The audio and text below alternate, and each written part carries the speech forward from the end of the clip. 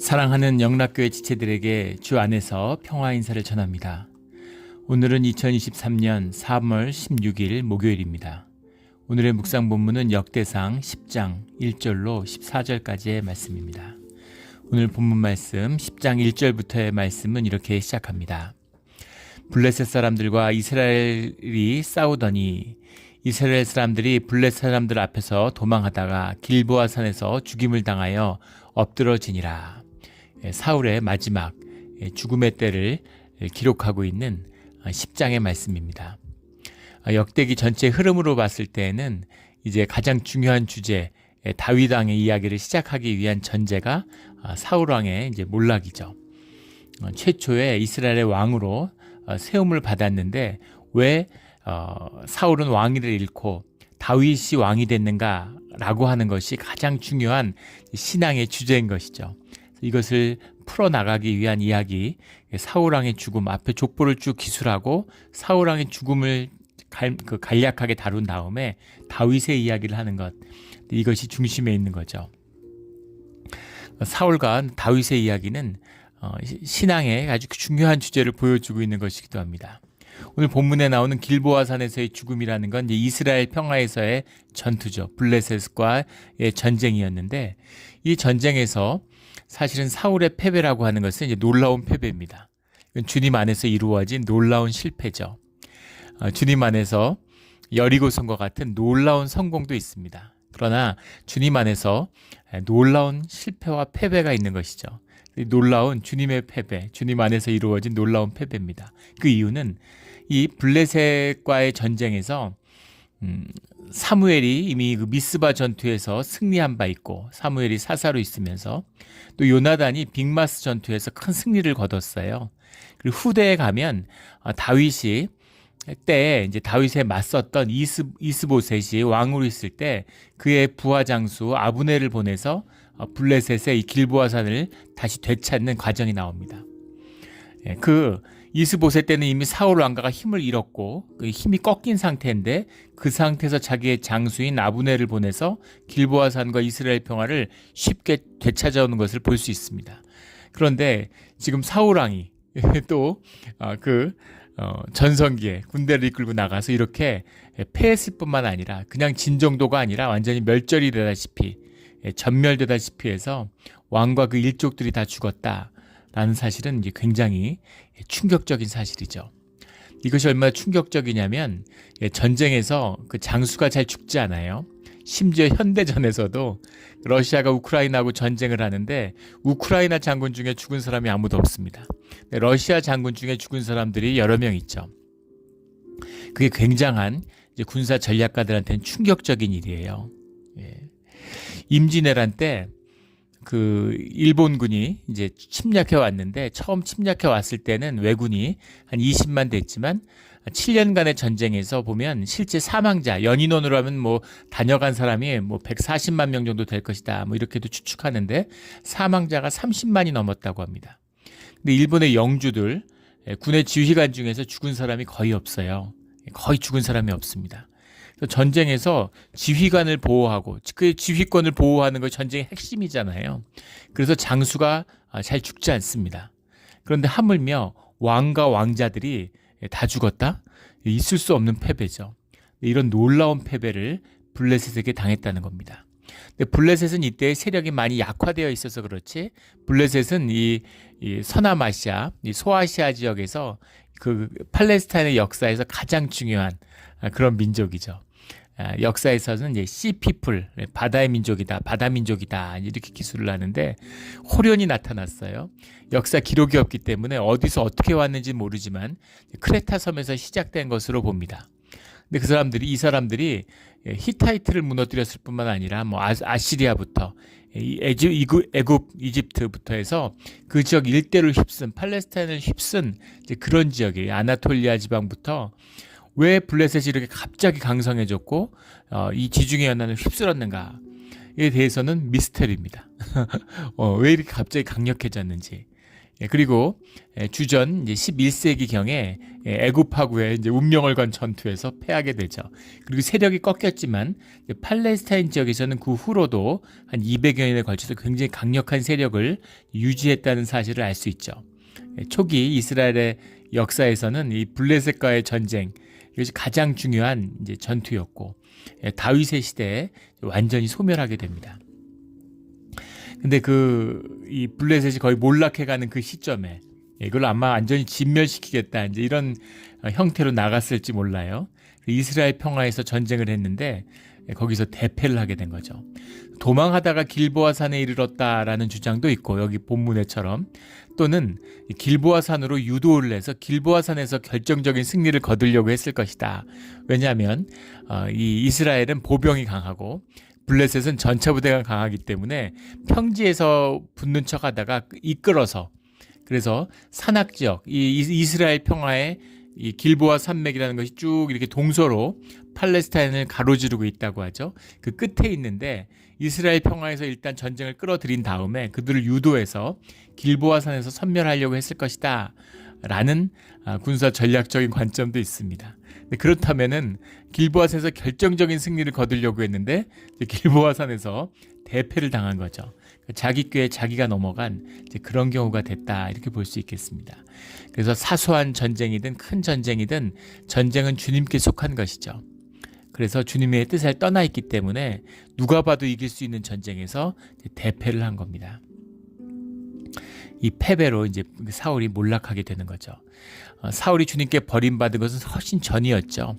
주님께 버림받았지만 하늘의 뜻이 땅에서 이루어지는 이 물리적인 공간에서 실제화되는 시간이 필요한 거죠. 그것이 물리적인 이 시공간의 비밀이잖아요.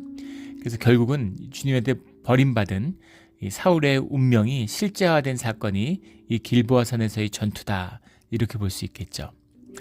2절에 블레셋 사람들이 사울과 그의 아들들을 추격하여 블레셋 사람들이 사울의 아들 요나단과 아비나답과 말기수아를 죽이고, 사울을 맹렬히 치며 활 쏘는 자가 사울을 따라 미치매 사울이 그 쏘는 자로 말미암아 심히 다급하여, 심히 다급하다라고 해석을 했는데, 심히 다급하여라는 말이 야헬이라는 말입니다. 야헬이라는 말인데, 야헬이라는 말은 이제 두 가지 해석이 있어요. 어근을 이 말이 어디서 왔는가, 어떤 뿌리를 무엇으로 보느냐. 근데 하나는 하렐에서 왔다. 이 헬이 야헬의 하헬 그대로 보는 것이죠. 그러면 이것이 이제 하헬이라는 말이 꿰뚫다라는 말입니다. 그래서 이미 활을 쏘는 자들이 쫓기고 있는데 활을 맞았다라는 뜻이라는 거죠. 활을 맞아서 싸우기가 어렵고, 왜 싸워보려고 하고, 사울도 맹장인데 활을 쏘는 자가 전차를 타고 따라붙으면 같이 싸우면 되지, 같이 활을 쏘면 되지. 근데 그게 아니라 이미 활을 맞았기 때문에 부상을 당했다는 거죠. 그래서 더 이상 싸울 수 없고 다급한 상황에서 쫓기고 있었다, 이렇게 보는 겁니다. 그리고 야헬의 헬을 훌이라고 하는 말에서 왔다라고 본다면, 훌이라는 말이 이제 두렵다라는 말이기 때문에 심히 두려워서 너무 이제 완전 공포에 압도되어서, 야, 이거 잘못하면 정말 생포되겠구나, 이런 두려움에 사로잡혔다. 그러니까 단순히 활 쏘는 자 하나가 쫓는 게 아니라 완전히 포위돼서 쫓기고 있기 때문에 생포되겠구나. 생포가 되면 삼손의 이야기를 알고 있죠. 눈을 뽑고 성전에 붙들어 매어서 얼마나 그 심한 수치를 당했습니까? 블레셋 사람들에게. 블레셋 사람들이 얼마나 그 포로들에게 잔혹하게 하는지를 알고 있기 때문에, 그렇기 때문에 이거 잘못하면 생포되겠는데, 잘못하면 붙들리겠는데 하는 두려움에 완전히 압도됐다, 이렇게 해석하는 거죠. 두 개 다 이제 뜻이 통합니다. 그런데 이제 해석이 갈려요. 두 개 다 굉장히 해석이 갈립니다. 두 개 어떻게 봐도 이제 통하는 것 같아요. 근데 심히 다급하여라는 것은 두렵다라는 뜻으로 본 것이죠. 근데 많은 또 영역 성경에 보면은 부상을 당했다, 운디드, 이렇게 해석을 하기도 합니다. 근데 어쨌든 절박한 상황이었다라는 것은 뭐 분명한 것이죠. 공포에 사로잡혔다면, 상황이 얼마나 다급했으면 평생 전쟁터에서 보낸 사울이 이렇게까지 마음이 어려워졌겠어요. 그리고 또 용장이고 맹장인데 잘 싸울 수 있었을 텐데 또 활에 맞고 부상을 당해서 힘들어지고, 그 둘 다였겠죠. 그 둘 다 어려운 상황에서 몰렸다는 것입니다. 사람이 환경과 조건이 어려워지면 마음이 힘들어지죠.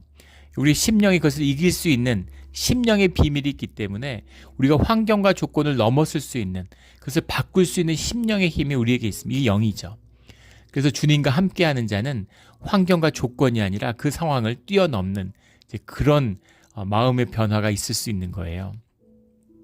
그런데 그 영이 죽은 사람, 영이 쇠한 사람의 특징은 이제 현상에 두려움을 느끼고 현상에 쫓기는 거죠.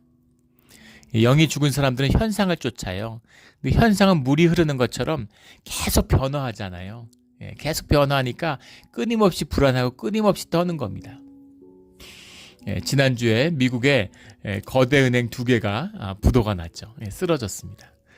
실리콘밸리 은행과 이 산호세를 중심으로 하는, 그다음에 뉴욕을 중심으로 하는 시그니처 뱅크. 시그니처 뱅크는 부동산을 주로 하는 회사고, 실리콘밸리 뱅크는 주로 이런 벤처 회사들에게 돈을 주는 회사였는데, 두 회사 다 잘 되는 회사였다는 거 아닙니까?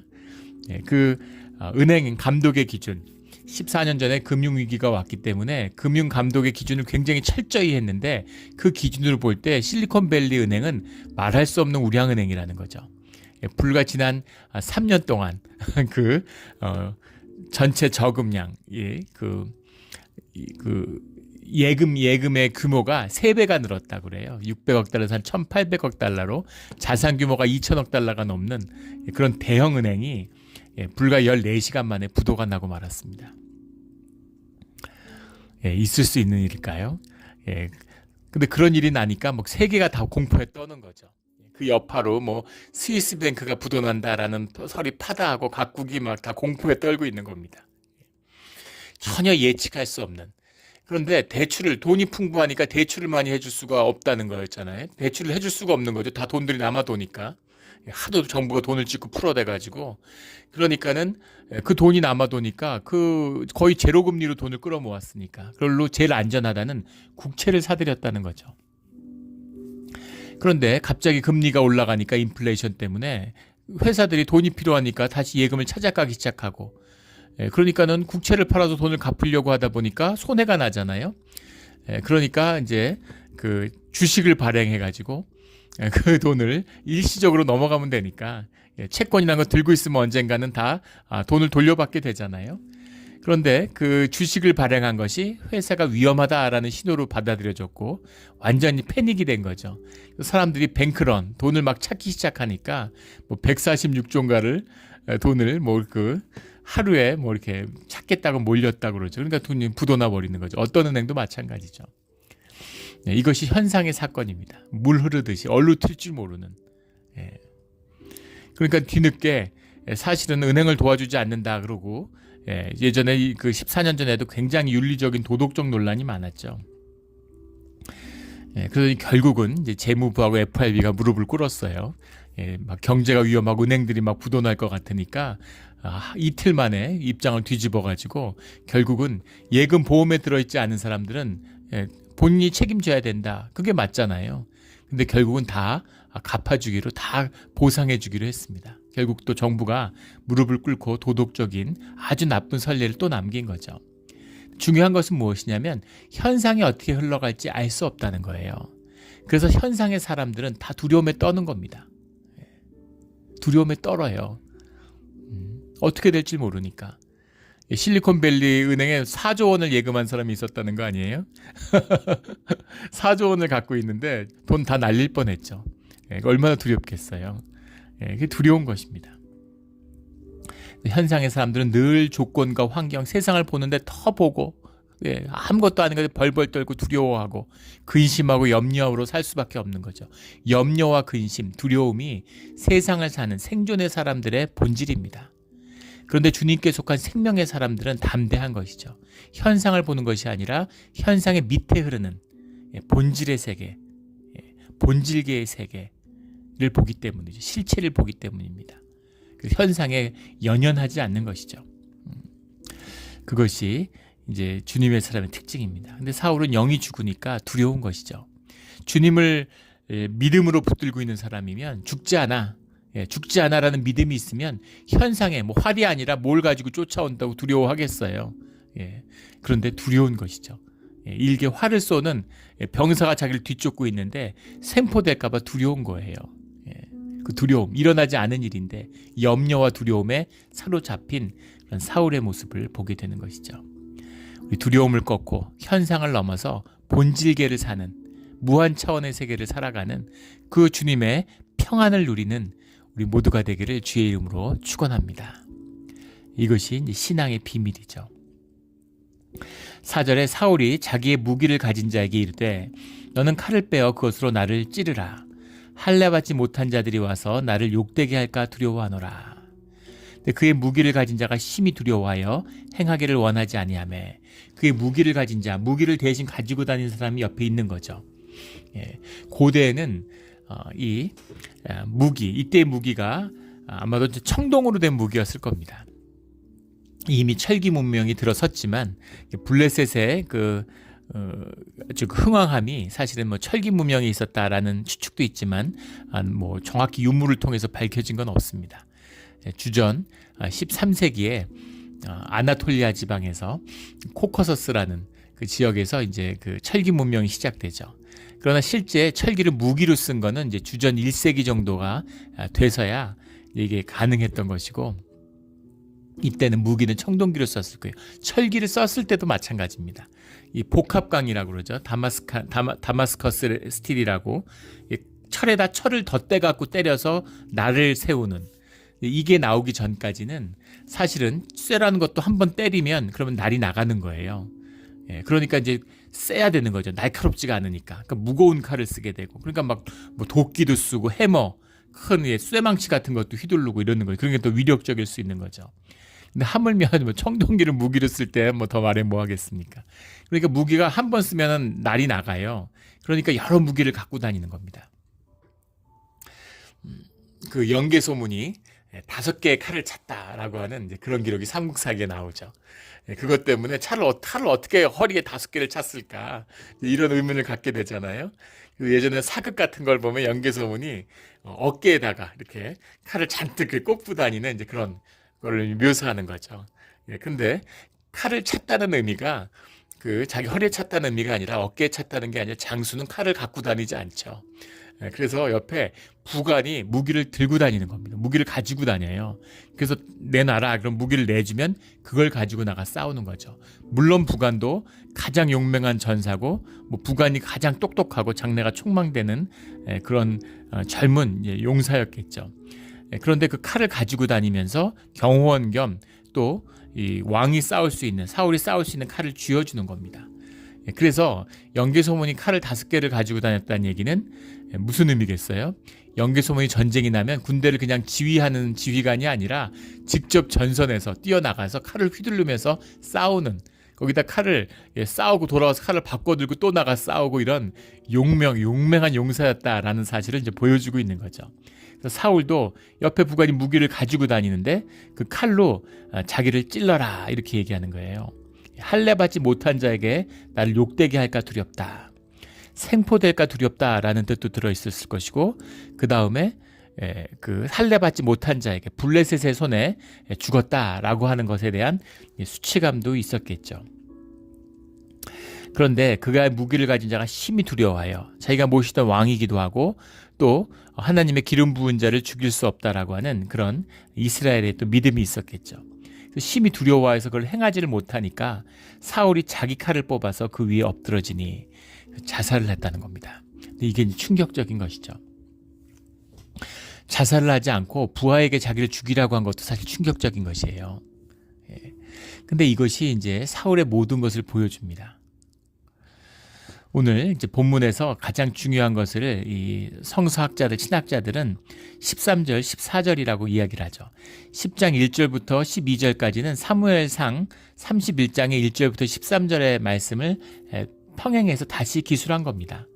근데 거기에 13절, 14절이 왜 사울이 버림받았는가, 왜 다윗인가에 대한 답이 들어있는 것이다, 이렇게 이야기를 하죠.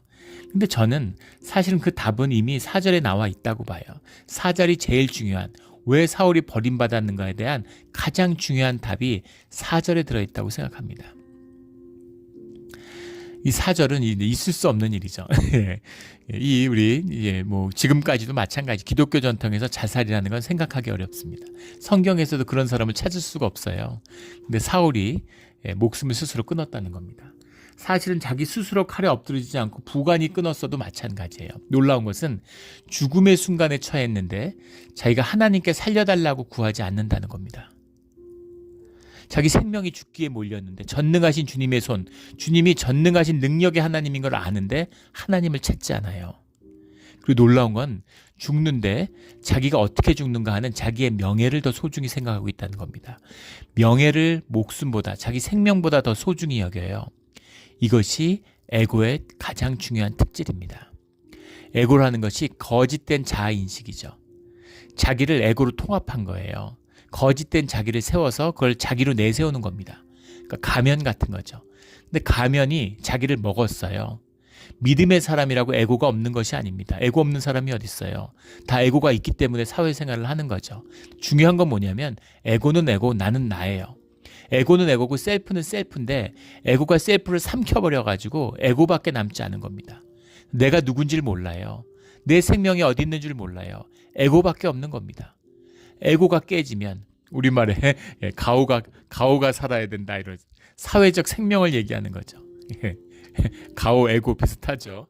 가오가 죽으면 안 되는 거예요. 무슨 일이 있어? 죽으면 죽었지. 자기 생명 무사도잖아요. 사무라이의 죽음, 명예를 위해서 목숨을 바친다. 거짓의 끝판왕인 것이죠. 가장 추하고 더러운 것입니다. 근데 그런 일을 서슴지 않는다는 거죠. 이게 뭐겠어요? 영이 완전히 죽었다는 겁니다. 영이 하루아침에 죽었겠습니까? 주님이 떨어진 배교의 삶을 살다가 최대 미스테리죠. 성경에. 왜 사울이 아니고 다윗이었을까? 사울은 의로운 삶을 살고 삶의 도덕적인 그런 그 거짓이 하나도 없어요. 뭐 리더십이나 왕으로서 부족할 게 없어 보입니다. 그 인간성의 약점도 다윗과 관계에서만 드러날 뿐이지 사실은 별다른 약점이 없죠. 그것에 비해서 다윗은 어때요? 다윗은 거짓말 잘해. 여자 좋아해. 무슨 뭐 심지어 진설병을 제단의 진설병을 훔쳐먹고 블레셋의 용병이 됐던 사람이에요. 그런데 하나님이 다윗은 사랑하고 사울은 버린 것입니다. 사울은 미워하시죠. 어떻게 그럴 수가 있을까? 주님이 도대체 사람을 보는 기준이 뭘까? 죄를 짓고 안 짓고가 아닙니다. 오직 한 가지, 진실한가 주님 앞에, 그리고 주님을 사랑하느냐, 그 두 가지죠. 그 두 가지 때문에 사울은 진실한 사람이에요. 사울의 최대의 매력은 진실함입니다. 그 주님이 다윗을 사랑하는 것이죠. 근데 사울은 거짓의 사람이에요. 사울의 가장 중요한 특징은 거짓입니다. 그럴듯하고 아주 보기에 아주 그냥 번지를 한 거예요. 뭐 하나 흠잡을 데가 없어 보여요. 그런데 거짓의 사람이라는 거예요. 거짓은 안 됩니다. 주님은 죄인과 함께 하시지만 거짓과 함께 하진 않으세요. 그 거짓의 끝판왕, 그 에고의 끝판왕을 보여주는 것, 이것이 바로 사울이 자기 칼을 뽑아서 그 위에 엎드러지니 하는 이 안에 다 나와 있는 것이죠. 며칠 한 2, 3일 전인가요? 굉장히 한 달쯤 됐죠. 시작은. 한국에 한 여성 목사님이 있는데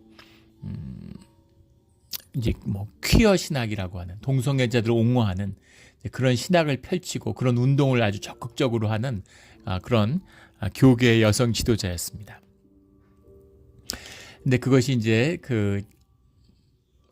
이번 주중이죠. 그분이 한국에 이제 대표하는 아주 진보적인 장로 교단 소속의 목사님이었는데 그 학교에서 이분의 추모식을 가지려고 했는데 그것을 학교가 거부했어요. 그래서 아주 시끄럽습니다. 어떻게 그럴 수가 있느냐, 맞다 안 맞다 이러는데 그 교단에 있는 목사님들의 강렬한 항의 때문에 이제 그 추모 예배를 드리지 못했다는 거예요. 근데 그 퀴어를 이제 의식을 그 안에서 하려고 했기 때문에 그건 안 된다 이래서 반대했다는 거죠. 퀴어 신학이 이단이다 이렇다 저렇다 많은 논란이 있는데 그 얘기를 하려는 것이 아니라 문제는 한 달 전에 그 목사님이 갑자기 돌아가셨는데 50대 중반의 여성 목사님이죠. 남편도 있고 자녀도 둘이 있는데 갑자기 돌아가셨을 때는 코로나 백신 때문에 백신 후유증으로 죽었다 이렇게 알려졌습니다. 근데 한 달이 지났는데 사실은 이제 스스로 목숨을 끊었다 이런 이야기가 이제 드러난 것이죠. 굉장한 충격을 주는 거죠. 근데 마치 또 뭐 좀 보수적인 보수 교단의 또 목회자들은 무슨 큰 승리라도 거둔 것처럼 거 봐라. 마귀의 역사다. 퀴어 신학은 이단이고 마귀의 역사인 거다. 그것을 드러냈다. 이렇게 막 공격을 합니다. 그것도 옳지 못하죠. 죽음이라는 앞에서 누가 그렇게 교만할 수 있어요. 그 무슨 일이 벌어졌는지 잘 모르고 또 어떤 상태인지 정확히 알 수 없잖아요. 근데 이제 목숨을 스스로 끊은 건 맞은 것 같습니다. 그렇다면 문제가 하나 남는데 문제는 뭐냐면 무엇을 위한 신학이고 무엇을 위한 목회인가라는 것이죠. 무엇을 위한 신앙이에요. 무슨 일하고 업적 세우고 가난한 사람들 돕고 함께하라고 부르신 게 아닙니다. 주님이 말씀하신 가난한 사람 늘 있어요. 근데 주님이 우리를 부르신 가장 소중한 뜻은 나를 향한 주님의 구원의 뜻입니다. 주님의 사랑이에요. 그래서 신앙의 가장 큰 열매는 내 삶, 내 자신이어야 됩니다. 그게 전제예요. 내가 구원받지 못했는데 내 삶이 파괴됐는데 다른 사람을 위해서 다른 사람을 세우고 다른 사람이 구원받았다? 주님은 절대 그렇게 역사하지 않으십니다. 나를 구원하시고 내게 은혜를 더하시고 내 생명을 구속하시는 것이 주님의 구원 사역의 시작이에요. 너의 십자가를 지고 내 길을 따르라고 말씀하시잖아요. 남의 십자가를 지는 게 아닙니다. 내 십자가를 지고 주님의 십자가의 길을 걷는 것이에요. 그런 의미에서 주님과의 관계고 주님 안에서 내가 은혜 받고 내가 구속받고 내가 주님 앞에서 자라나는 그 은혜가 본질인 것이죠. 그걸 잃었으면 세상에 어떤 일을 해도 천사의 방언을 하고 무슨 뭐 사람을 살리고 무슨 짓을 해도 아무 소용없는 거예요. 제가 주님의 이름으로 이적을 해가고 사람을 구했습니다. 주님이 내가 너희가 누군지 모른다 이렇게 말씀하시잖아요. 그래서 업적도 아니고 뭐 행위도 아니고 뭐 리더십도 아니고 성취도 아닙니다. 내 삶이죠. 내 삶이 구원받았다는 건 그 삶이 관계 속에서 하나 됐다는 얘기예요. 주님 안에서. 또 이걸 영이 죽은 사람들은 이거 이기적이 되니까 남들은 구원 못 받는데 나만 구원받아? 이건 이제 영이 뭔지 구원이 뭔지 모르는 사람들이 하는 소리인 것이죠. 삶이라는 건 본질이 영이잖아요. 어우러지는 것입니다. 근데 그 시작이 나라는 것이죠. 나의 구원이 주 안에서 나의 구원이 공동체 구원과 함께 해야 되는 겁니다. 그런 의미에서 이 사울의 이 죽음이라는 건 정말 모든 아픈 진실을 드러내는 뼈아픈 것이죠. 우리 신앙의 사람들은 늘 이 사울의 얘기를 잘 보고 본받아야 돼요. 6절에 이와 같이 사울과 그의 세 아들과 그 온 집안이 함께 죽으니라. 성경 공부를 하다 보면 이스보셋이 살았는데 어떻게 새 아들과 온 집안이 함께 죽었다 이렇게 얘기하느냐 그러는데 여기서 함께 죽었다, 온 집안이 죽었다라는 건 이제 사울의 왕가가 무너졌다. 사울의 집 하우스 오브 사울이라고 할 때는 그 왕가 그 전체를 의미하는 거죠. 그 왕의 통치가 무너졌다. 이씨 왕조가 무너졌다. 뭐 왕씨 왕조가 무너졌다. 이런 의미인 거죠. 무너졌다 했다고 해서 뭐 그 중에 뭐 살아있는 사람도 있겠죠. 그러나 이제 그 의미가 뭐 어디 몰래 숨어서 살고 이런 게 아니라 왕족이 사울의 지배가 무너졌다라는 뜻이 들어있는 것입니다. 그다음에 7절부터 나오는 얘기는 참 비참한 이야기예요. 8절에 보면 블레셋 사람들이 와서 죽임을 당한 자의 옷을 벗기다가 사울과 그의 아들이 길보아 산에 엎드려졌음을 보고 9절에 곧 사울이 옷을 벗기고 그의 머리와 갑옷을 가져다가 사람을 블레셋 땅 사방에 보내 모든 이방 신장과 그의 백성에게 소식을 전하고 사울의 갑옷을 그의 신전에 두고 이 시절에는 이제 자기의 신의 도움으로 전쟁에서 이겼다고 생각하니까 그 전리품 상대방 왕의 그 갑옷을 가져다가 이제 신전에 둔 것이죠. 그 머리를 다곳의 신전에 단지라. 다곤의 신전에 머리를 달고 그 갑옷은 아스타롯의 신전에 갖다 놨다. 이렇게 이야기하죠. 그리고 사울의 시체는 오늘 본문에 나오지 않는데 사무엘상 31장에 보면 벳산 성벽에다가 이제 못 박았다 이렇게 나옵니다. 그 다곤 그러면은 그 다곤 신전에 단 머리는 뭐냐? 근데 시체와 머리가 분리됐음을 이제 볼 수 있는 것이죠. 머리는 잘려다가 신전에다가 매달고 시체는 그 성벽에다가 못으로 박아놓고, 그러니까 정말 너무나 비참한 그런 이제 모습이죠. 죽음이 아름다워야 됩니다. 주님 안에서. 근데 너무나 이제 비참한 죽음을 맞은 거예요. 내가 죽었는데 죽은 다음에 시체가 뭐가 중요해? 그렇지 않습니다. 죽음이라는 것이 아름다워야 돼요. 또 공동체의 덕이 되는 죽음이 돼야 됩니다. 이게 주님의 역사죠. 사울의 죽음은 그렇지 못했다라는 겁니다.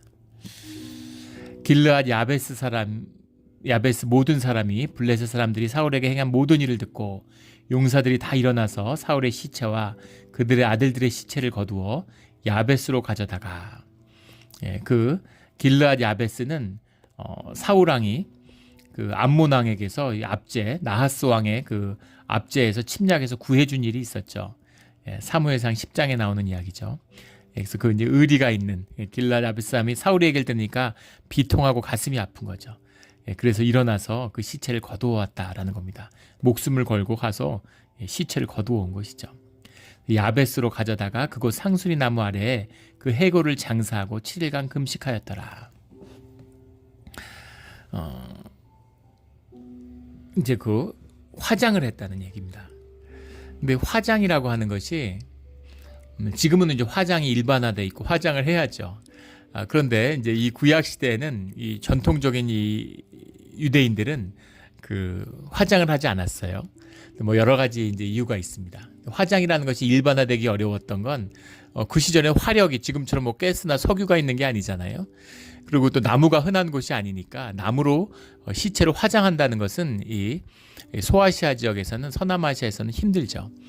그래서 화장이라는 것이 일반화될 수 없었다라는 인류학자들의 이야기도 있는데, 또 하나는 뭐냐면 시체를 땅에 묻으면 이제 육체로 부활한다고 믿었기 때문에, 우리가 영적인 육체를 받는 것인데 우리의 땅에 묻혔다가 그대로 그 육신을 가지고 부활한다고 믿었기 때문에, 이제 그런 것이 이제 기독교 전통 가운데서 있었죠. 우리가 육신으로 부활한다고 믿었기 때문에 화장을 하면 안 되고 육신으로 묻혀 있어야 우리 육신으로 부활할 거 아니냐.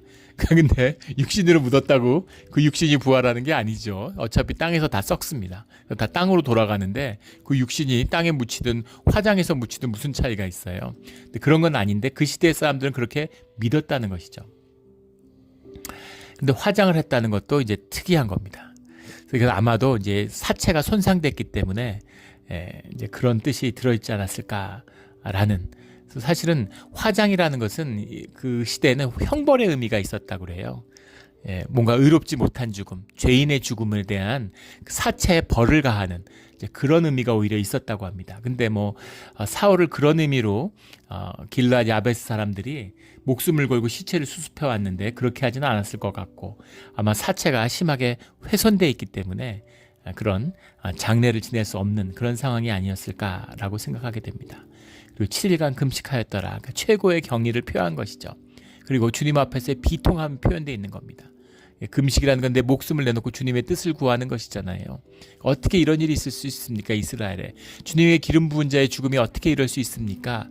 라는 질문이죠. 이것이 이스라엘 전체에게 엄청난 충격이었다는 겁니다. 아무리 죄를 졌어도 은혜가 풍성하신 주님이 어떻게 이렇게까지 하실까라는 것이죠.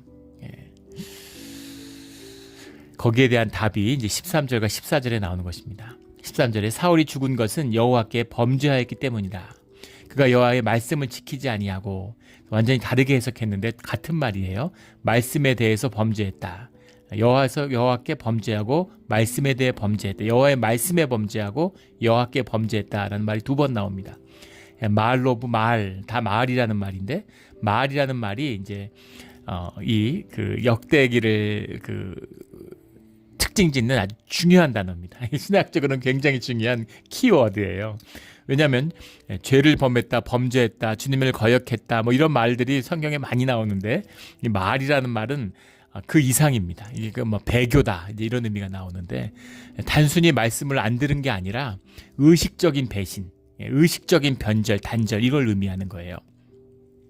부모 말씀을 안 듣는데 부모님이 야 가서 계란 한 판 사와라, 이러는데 막 귀찮고 막 이래가지고 사올게요 이러고 사왔니? 그런데 학교 갈 때 사와라. 근데 뭐 깜빡했어요. 뭐 이런 식의 말을 안 들은 게 아니라 절대 안 들어.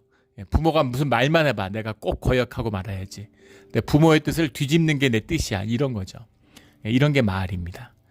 그래서 단순히 하나님의 뜻을 안 듣고 분별을 못한다 이런 게 아니라 하나님하고 완전히 척을 진, 끊어진, 주님의 뜻에 따라서는 절대 하지 않아. 이런 상태가 돼 있다는 거죠.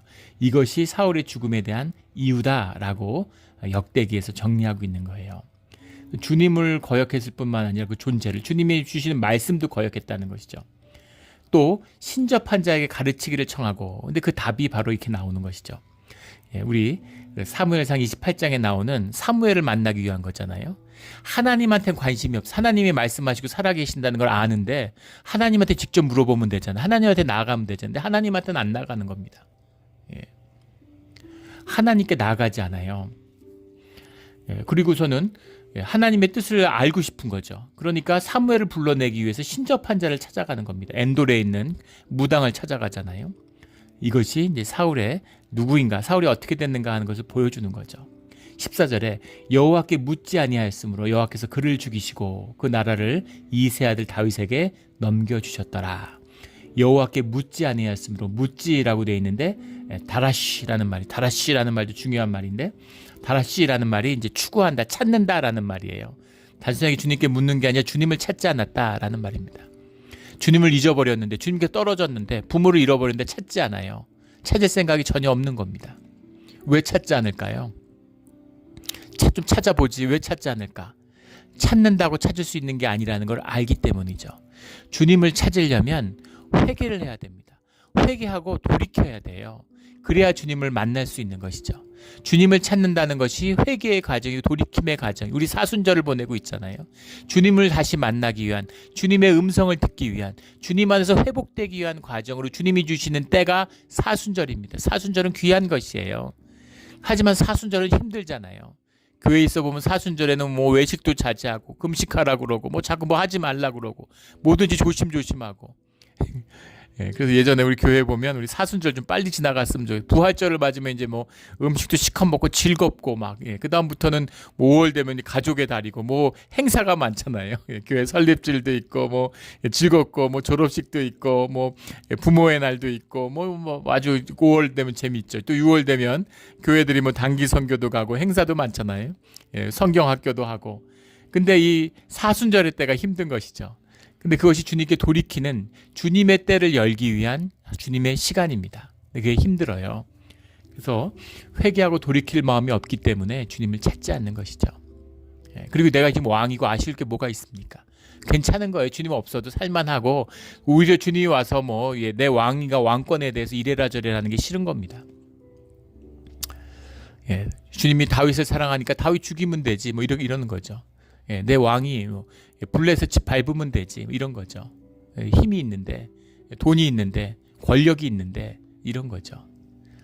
이것이 하나님의 뜻에 세워졌던 사울의 끝이었다는 겁니다. 영으로 시작했는데 육으로 끝을 맺은 것이죠. 우리 영으로 시작해서 그 시작은 미약했지만 그 끝이 창성한 우리의 신앙의 자리가 되기를 예수 그리스도 이름으로 축원합니다. 아멘. 함께 기도드리겠습니다. 하나님 아버지, 오늘 사울의 이야기를 보면서 늘 가슴이 아픕니다. 믿음의 사람이 주님의 이름으로 시작된 삶이 끝이 아름답게, 귀하고 존귀하게 주님의 영광이 드러나는 끝맺음이 될 수 있도록 주님 인도하여 주시옵소서. 왕이 되지 않아도, 창성하지 않아도 진실하고 복되고 주님이 함께하는 그런 은혜의 삶이 되기를 소원합니다. 감사하며 예수 그리스도의 이름으로 기도드렸습니다. 아멘.